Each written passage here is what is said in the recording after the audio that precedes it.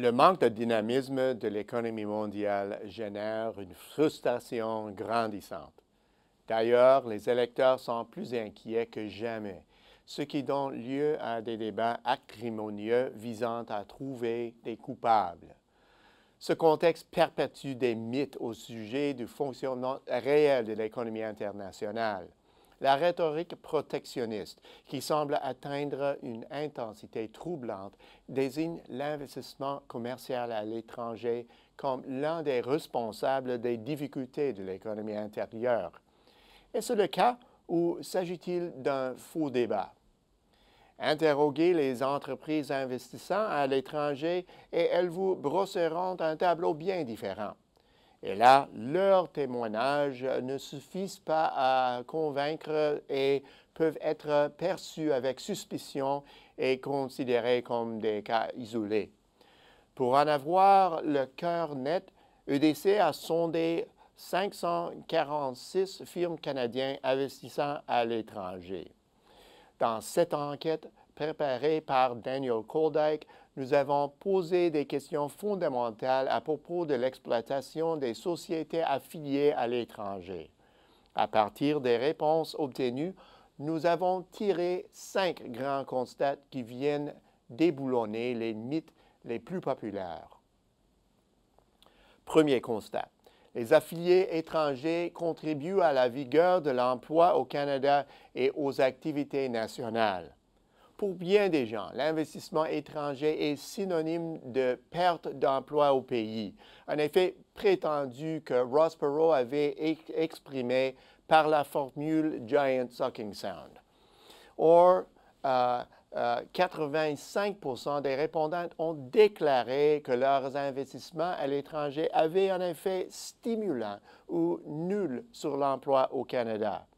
Par ailleurs, 69% d'entre eux ont indiqué que leurs activités intérieures jouaient un rôle de soutien important ou très important à leurs activités à l'étranger. Deuxième constat. Les activités à l'étranger des sociétés canadiennes bonifient les salaires des travailleurs canadiens. Voilà qui tranche avec les images populaires d'armées de travailleurs bon marché engagés pour réduire les salaires au pays. En fait, la quasi-totalité des répondants à l'enquête a affirmé que les affiliés étrangers ont une incidence positive ou neutre sur la rémunération au Canada. Pour le gros des répondants, soit 60%, les effets sont neutres. Et pour près du tiers, les effets sur la rémunération sont positifs. Troisième constat. Les activités d'affiliés étrangers peuvent renforcer les entreprises canadiennes. Interrogées en fonction de 10 indicateurs clés en matière de compétitivité, dont les ventes, le bassin de clients, les profits, la croissance, les parts de marché, l'innovation et la productivité. Les répondantes ont pour la plupart déclaré que leurs activités à l'étranger avaient un impact positif ou très positif. Privées de ces activités à l'étranger, ces firmes canadiennes seraient plus exposées à la concurrence mondiale et moins en mesure de vendre à l'international. Quatrième constat. La réduction des coûts n'est pas le principal motif pour établir des sociétés affiliées à l'étranger. C'est là un mythe répandu qui est d'ailleurs dissipé par les répondants. Ils reconnaissent que cet élément a une influence indéniable, mais précisent que leur principale motivation est d'augmenter les ventes sur le marché étranger qu'ils ciblent et sur d'autres marchés étrangers accessibles depuis leurs installations internationales. Cinquième et final constat. Les affiliés étrangers aident les entreprises canadiennes à diversifier leur bassin de clients et leur modèle d'affaires.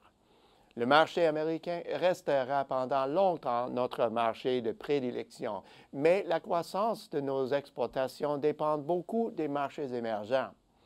Parmi les répondants prévoyant s'implanter à l'étranger au cours des 5 prochaines années, soit 29% d'entre eux, 54 comptent mettre le cap sur l'Asie, où la Chine et l'Inde se taillent la part du lion.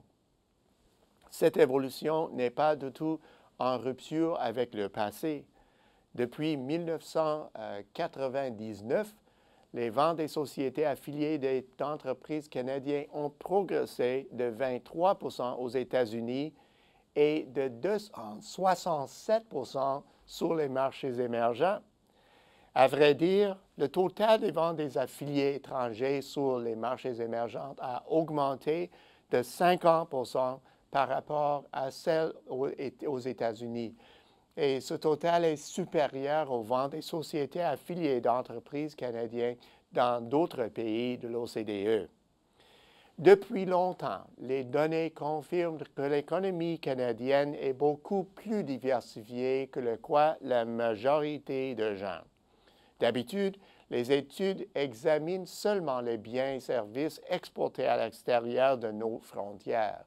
La réalité, c'est que le marché actuel combine ces exportations aux ventes de plus en plus importantes des affiliés étrangers, dont la valeur en dollars avoisine celle du commerce extérieur traditionnel. Voilà une tendance que les entreprises exportatrices prospères ne peuvent ignorer et qui aura un rôle déterminant dans leur réussite future. Au bout du compte, les mythes relatifs au commerce international ont la cote, mais ils n'ont aucune véracité. Exercer des activités internationales est profitable pour les compagnies canadiennes et pour l'économie en général, sans compter que cela nous permet de puiser dans des sources primordiales de la croissance future. À la semaine prochaine, c'est Peter Hall.